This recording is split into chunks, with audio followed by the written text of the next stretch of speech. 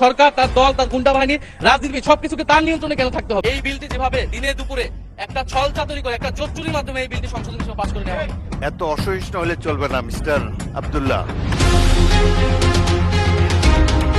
এদিকে আজকে সংসদ অধিবেশনে নাহিদ ইসলাম বিএনপি সরকারকে সরাসরি গালিগালাজ করে সংসদে উত্তাল পরিস্থিতি হয়।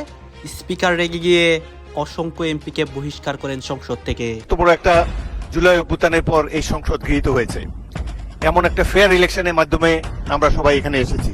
এত বড় বিরোধী দল খুব কমই এসেছে, 77-78 জন, বিরাট ব্যাপার একটা সংসদে। সুতরাং আমরা এই স্পিরিট অফ কোঅপারেশন নিয়ে সামনে এগোতে চাই। আপনাদের আপত্তি অলরেডি বিবেচনা করবেন বলে আইনমন্ত্রী বলেছেন। এ ব্যাপারে প্রয়োজন হলে আবারও বিলের সংশোধনী আনা যাবে। বুঝে হোক না বুঝে হোক, ইচ্ছে হোক আর অনিচ্ছে হোক, বিএনপি অসম্ভব ভুল করে ফেলেছে, ইতিহাসের সেরা ভুল করে ফেলেছে। বিএনপিকে কড়ায় গন্ডায় সে ভুলের মাসুল দিতে হবে, হিসাব দিতে হবে, এবং বিএনপিকে অত্যন্ত মারাত্মকভাবে ক্ষমতা থেকে বিদায় নিতে হবে। রাজনৈতিক সমঝোতা ভঙ্গ করা হলো, কনসেনসাস ভঙ্গ করা হলো, তাহলে এই বিশেষ কমিটি যেটা করা হয়েছিল সেই কমিটির কোনো প্রয়োজন ছিল না। আমরা জানি সরকারি দল চাইলে যে কোনো আইন, যে কোনো বিল তারা উপস্থাপন করতে পারে, সংশোধনী আনতে পারে, পাশ করতে পারে, তাদের সেই মেজরিটি রয়েছে। বিরোধী দলের হ্যাঁ নাই আসলে এখানে কোনো মূল্য নেই। কিন্তু আমরা এখানে কেন আছি? আজকের সংসদে উত্তাল পরিস্থিতি করেছে নাহিদ ইসলাম। নাহিদ ইসলাম সরাসরি বিএনপি সরকারকে নিয়ে কুমন্তব্য করে এবং এই মন্তব্যটি করে নাহিদ ইসলাম একটি নিষেধাজ্ঞার মধ্যেও পড়ে। আপনারা দেখেছেন জামাত প্রতিটি সংসদ অধিবেশন ওয়াকআউট করে এবং আজকে জামাত এমপিরাও অনেক বিপদের মুখে পড়ে, অনেক নিষেধাজ্ঞার মুখে পড়ে। সরাসরি সংসদের স্পিকার একটি পদক্ষেপ নেন। এই পদক্ষেপ দেখে দেশের প্রত্যেকটা জনগণ অবাক হয়ে যায় এবং সংসদে নতুন একটা পরিস্থিতি হয়। আপনারা সম্পূর্ণ ভিডিও দেখবেন। নাহিদ ইসলাম তার বক্তব্যে যা যা বলেছে এবং স্পিকারও রেগে গিয়ে অনেক কথা যে বলেন, সবকিছু দেখতে পারবেন এই একটি ভিডিওতে। আর না হলে আমাদের এখানে থাকার কোনো দরকার নেই। এই বিলটি যেভাবে দিনে দুপুরে একটা ছল চাতুরি করে, একটা জোচ্চুরির মাধ্যমে এই বিলটি সংশোধনী সহ পাস করে নেওয়া হয়। মাননীয় স্পিকার, এটা আমরা প্রতিবাদ জানাচ্ছি। জুলাই গণঅভ্যুত্থান জাদুঘর, সেইখানে মাননীয় মন্ত্রীকে কেন সভাপতি হতে হবে? মাননীয় স্পিকার, আপনাকে ধন্যবাদ। বিরতির আগে জাতীয় সংসদে আপনার সভাপতিত্বেই একটি বিল সংশোধনী সহ পাশ হয়ে গেল, জুলাই গণঅভ্যুত্থান স্মৃতি জাদুঘর বিল 2026। এই আপনি জানেন মাননীয় স্পিকার যে অন্তর্বর্তী সরকারের অধ্যাদেশগুলোকে নিয়ে একটা বিশেষ কমিটি করা হয়েছিল, যেই কমিটিতে 98টি অধ্যাদেশ সম্পর্কে আমরা ঐক্যমত পোষণ করেছি যে 98টি অধ্যাদেশ অ্যাজ ইট ইজ এটা সংসদে আসবে বিল আকারে এবং পাশ হবে। বাকিগুলাতে কিছুটাতে নোট অফ ডিসেন্ট সংশোধনী আছে, সেটা নিয়ে আলোচনা হবে। মাননীয় স্পিকার, এই জুলাই গণঅভ্যুত্থান স্মৃতি জাদুঘর বিল 2026 সেটা কিন্তু সেই 98টি অধ্যাদেশের একটি, যেটা নিয়ে সবাই ঐক্যমত ছিল, সরকারি দল, বিরোধী দল, যে এই বিলটা যেভাবে অন্তর্বর্তী সরকারের সময় রচিত হয়েছে, গৃহীত হয়েছে, সেভাবে এটা পাশ হবে। এখন আজকে যখন এটি পাশ করার বা বিলটি উত্থাপনের সময় আসলো, দেখেন আধা ঘন্টা আগে একটা সংশোধনী দেওয়া হলো। মাননীয় স্পিকার, এখানে সংশোধনী যে কেউ দিতে পারে। মাননীয় স্পিকার, যে 98টাতে ঐক্যমত আমরাও করেছি, সেই 98টার প্রত্যেকটাতে আমরা আপত্তি এবং সংশোধনী দিতে পারতাম, কিন্তু এটা আমাদের মধ্যে একটা কনসেনসাস হয়েছিল যে এই বিলগুলো নিয়ে আমরা কোনো প্রশ্ন তুলব না। এ কারণে কিন্তু মাননীয় স্পিকার সেই সব প্রত্যেকটা বিলে কিন্তু আমরা হ্যাঁ বলেছি, আমরা ঐক্যমত দিয়েছি। কিন্তু সরকার দল আজকে এটা আপনার সামনে, এটা কিন্তু রাজনৈতিক সমঝোতা ভঙ্গ করা হলো, কনসেনসাস ভঙ্গ করা হলো। তাহলে এই বিশেষ কমিটি যেটা করা হয়েছিল সেই কমিটির কোনো প্রয়োজন ছিল না। আমরা জানি সরকারি দল চাইলে যে কোনো আইন, যে কোনো বিল তারা উপস্থাপন করতে পারে, সংশোধনী আনতে পারে, পাশ করতে পারে, তাদের সেই মেজরিটি রয়েছে। বিরোধী দলের হ্যাঁ নাই আসলে এখানে কোনো মূল্য নেই। কিন্তু আমরা এখানে কেন আছি? আমরা এখানে আছি যাতে আমাদের আপত্তি থাকলে জনস্বার্থের বিষয়ে আমরা কথা বলতে পারি। সেই কথা বলার সুযোগ যদি না দেওয়া হয়, এই বিলটি যেভাবে দিনে দুপুরে একটা ছল চাতুরি করে, একটা জোচ্চুরির মাধ্যমে এই বিলটি সংশোধনী সহ পাশ করে নেওয়া হলো। মাননীয় স্পিকার, এটা আমরা প্রতিবাদ জানাচ্ছি। এবং যে সংশোধনী, স্পেসিফিক সংশোধনী নিয়ে যদি আমি একটু বলি 2 মিনিট, যেখানে 2টি সংশোধনী, বিশেষ সংশোধনী এনেছেন একজন মাননীয় সংসদ সদস্য, যেখানে তিনি প্রস্তাব করেছেন যে সংস্কৃতি বিষয়ক মন্ত্রণালয়ের দায়িত্বে নিয়োজিত মন্ত্রী বা প্রতিমন্ত্রী এই জাদুঘরের যে পরিচালনা পর্ষদের সভাপতি হবেন। আগের সংশোধনীর আগের বিলটিতে ছিল যে একজন বিশেষজ্ঞ, সরকার কর্তৃক নিয়োজিত একজন বিশেষজ্ঞ সেটার প্রধান হবেন। এখানে কিন্তু সরকারি নিয়োগ দিবেন, কিন্তু সংস্কৃতি মন্ত্রণালয়ের অধীনে অনেকগুলো প্রতিষ্ঠান আছে, শিল্পকলা আছে, নজরুল একাডেমি আছে, বাংলা একাডেমি আছে, জাতীয় জাদুঘর আছে।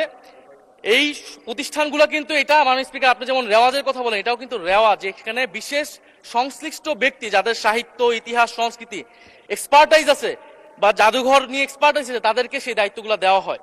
সেই ধারাবাহিকতাতেই জুলাই গণঅভ্যুত্থান স্মৃতি জাদুঘর এটা কিন্তু কোনো শাখা জাদুঘর না, এটা একটা স্বতন্ত্র একটা বিশেষায়িত জাদুঘর।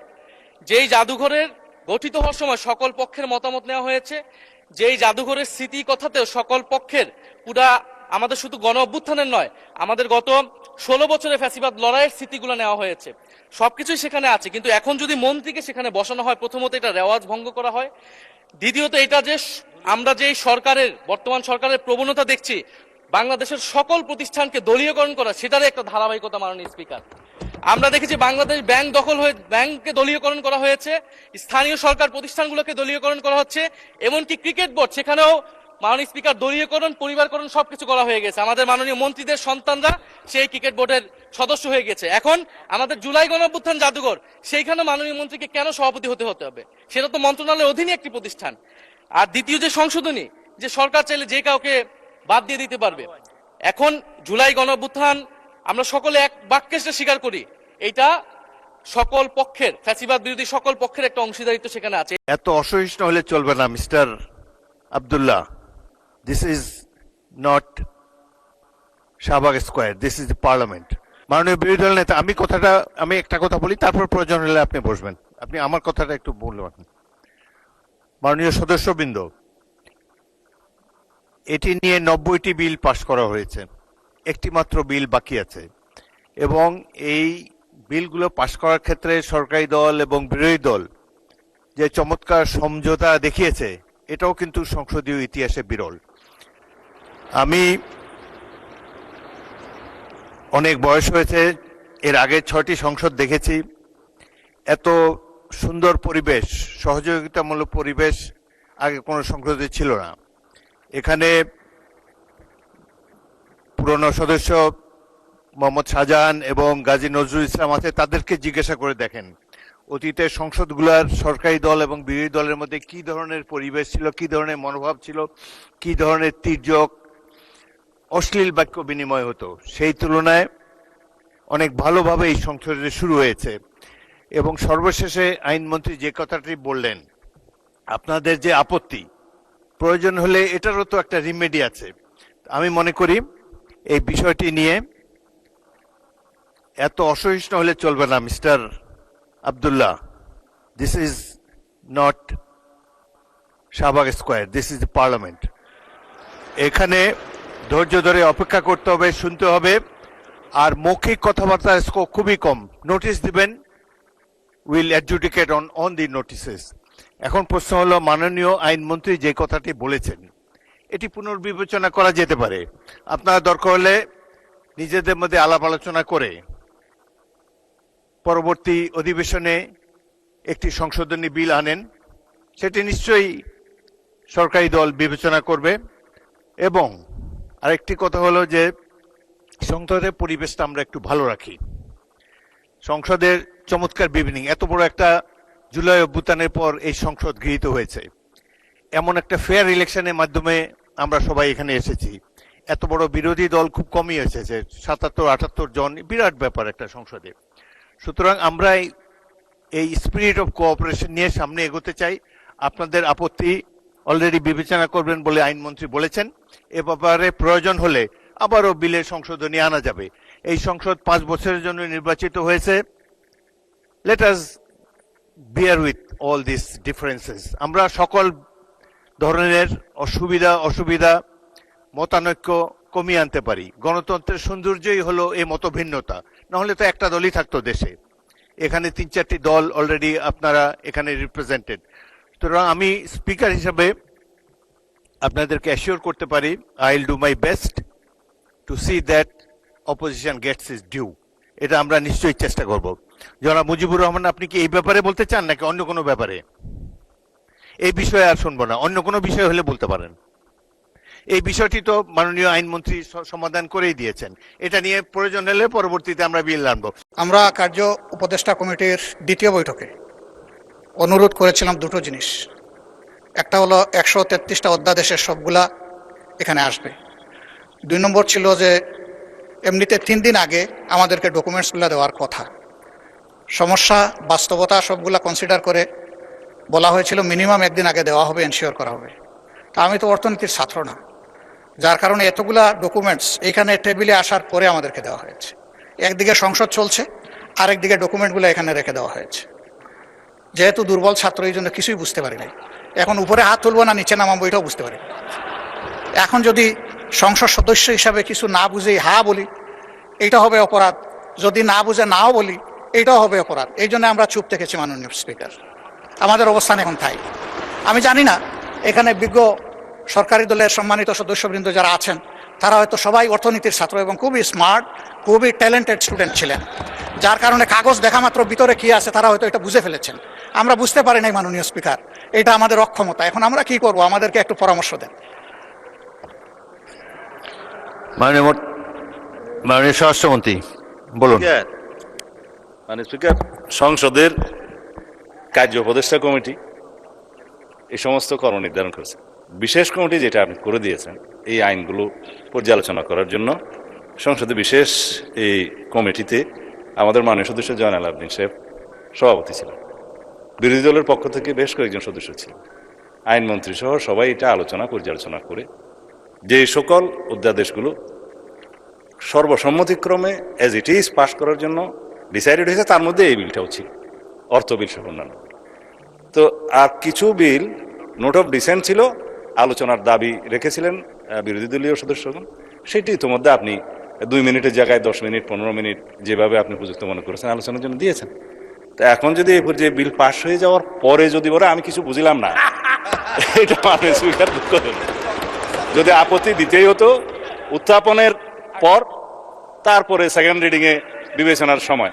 তো সেই জন্য আমি ধন্যবাদ জানাই মাননীয় বিরোধী দলীয় নেতাকে, মাননীয় সকল বিরোধী দলীয় সংসদ সদস্যদের, যে আপনারা যথেষ্ট সহযোগিতা করেছেন। হাও বুঝে দিয়েছেন, নাও বুঝে দিয়েছেন। এই অপরিসীম সহযোগিতার জন্য সরকারি দলের পক্ষ থেকে আপনাদেরকে ধন্যবাদ জানাচ্ছি। রফিকুল ইসলাম খান বলুন। মাননীয় স্পিকার, আপনাকে ধন্যবাদ আমাকে সুযোগ দেওয়ার জন্য। আমাদের মাননীয় স্বরাষ্ট্রমন্ত্রী বলেছেন বিশেষ কমিটির কথা। বিশেষ কমিটিতে এই আলোচনা হয় নাই যে টেবিলে টেবিলে যখন সংসদ চলবে তখন বিলগুলো আইনে হাজির করা হবে, এবং এটা 3 দিন আগেই দেওয়ার কথা ছিল। নাম্বার 1। নাম্বার 2 হলো বিশেষ কমিটিতে এটাও আলোচনা হয়েছে যে সকল বিলই 133টি সংসদে উঠবে আর কি। এরপরে এটাও বলা হয়েছে যে আমাদের যে ব্যাপারে কি বলে যেগুলো আপত্তি আমরা জানিয়েছি ওটা ছাড়াও এই বিলগুলির ব্যাপারে সংসদে কথা বলার সুযোগ আছে। সুতরাং আমাদের কথা বলা এটা আমাদের অধিকার, এর সুযোগ থাকা উচিত ছিল আর কি। জি মাননীয় স্পিকার, আপনাকে ধন্যবাদ। আমি একটু মাননীয় চিফ এডুকেশন, মাননীয় আইনমন্ত্রী বলেন। আইনমন্ত্রী বলেন। মাননীয় স্পিকার, আপনাকে ধন্যবাদ। মাননীয় স্পিকার, মাননীয় সদস্য বলেছেন সবগুলো উত্থাপনের কথা ছিল। সো আমি ওই বিশেষ কমিটির সদস্য হিসেবে এইটা রিকালেক্ট করতে পারি না, আমার মনে হচ্ছে না যে ধরনের কোনো সিদ্ধান্ত ছিল। দ্বিতীয়ত হলো আর্টিকেল 93 অফ দি কনস্টিটিউশন, সেখানে বলা আছে 3টা অপশন।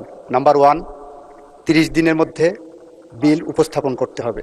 আমরা সবগুলো 30 দিনের মধ্যে অধ্যাদেশগুলো আপনাদের সামনে আনতে হবে, সংসদের সামনে। আমরা এনেছি। নাম্বার 2 অপশন হলো আমরা কোনটা উত্থাপন করব, যদি কোনোটা উত্থাপন না করি তাহলে সেটা ল্যাপস হবে। নাম্বার 3 হলো যেটা উত্থাপন করা হবে সেটার আবার 2টা ফেট আছে। 1, বিল আকারে অনুমোদন হবে অথবা অনুমোদন হবে, শব্দগুলো এইভাবে দেওয়া আছে। তো আমরা যেগুলো উপস্থাপন করা হবে না, ওখানে সিদ্ধান্ত হয়েছে সেগুলো আমরা উপস্থাপন করিনি বলে ওইগুলোর উপর আলোচনার সুযোগ রুলস অফ বিজনেস এবং আর্টিকেল 93-তে নাই। যেগুলো আমরা উপস্থাপন করেছি সেগুলো বিল আকারে যেটা পাশ হয়েছে। যদি কোনোটা পাশ না হতো তাহলে ওইটা অনুমোদন হিসেবে গণ্য হয়ে ওইটা সাইড লাইনে চলে যেত। এটা হলো আর্টিকেল 93 রেড উইথ সংসদের যে কার্যপ্রণালী বিধি আছে সেটা। আমরা আইনের কোনো ব্যত্যয় ঘটাইনি। তবে আশা করেছিলাম, আমাদের ধন্যবাদ না দিক বিরোধী দল, 133টা আইন অধ্যাদেশ পড়ে শুনে বুঝে দাড়ি কমা সেমিকোলন করে আপনার কার্যালয়, আইন মন্ত্রণালয়, সংশ্লিষ্ট মন্ত্রণালয়ের কর্মকর্তারা এবং বিশেষ করে বিজি প্রেস যে নির্ঘুম রাত কাটিয়েছে, অন্তত সেজন্য একটা ধন্যবাদ ওনাদের দেওয়া উচিত ছিল। মাননীয় স্পিকার, আপনাকে ধন্যবাদ। মাননীয় স্পিকার, মাননীয় সদস্যবৃন্দ, মাননীয় বিরোধী দলের নেতা, আপনি যখনই দাঁড়ান আমি কিন্তু দেই। জি আপনি বলেন এই ব্যাপারে, এরপরে জি, আমি জি, আমার জি। বক্তব্য রাখবো। আমি তো বিশেষ কমিটিতে ছিলাম না, ওইটা আমি বলতে পারবো না। দর্শক যারা আপনারা তো দেখলেন এখানে কি কথা হচ্ছে, অনেকে কিন্তু অনেক কথা বলতেছে, অনেকে আলোচনা করতেছে, অনেকে সমালোচনা করতেছে দেশের বিভিন্ন অবস্থা এবং পরিস্থিতি নিয়ে। বিশেষ করে এখানে আমরা দেখতে পাচ্ছি দেশের রাজনীতির প্রেক্ষাপট নিয়ে কথা হয়, আরও অনেক বিষয় নিয়ে কথা হয়। গাইজ, এই বিষয়গুলো দেখে এবং দেশের রাজনীতির প্রেক্ষাপটগুলো নিয়ে আপনার মন্তব্য কি? আপনার গুরুত্বপূর্ণ মন্তব্যটা অবশ্যই আপনারা আমাদের কমেন্ট বক্সে লিখে যাবেন।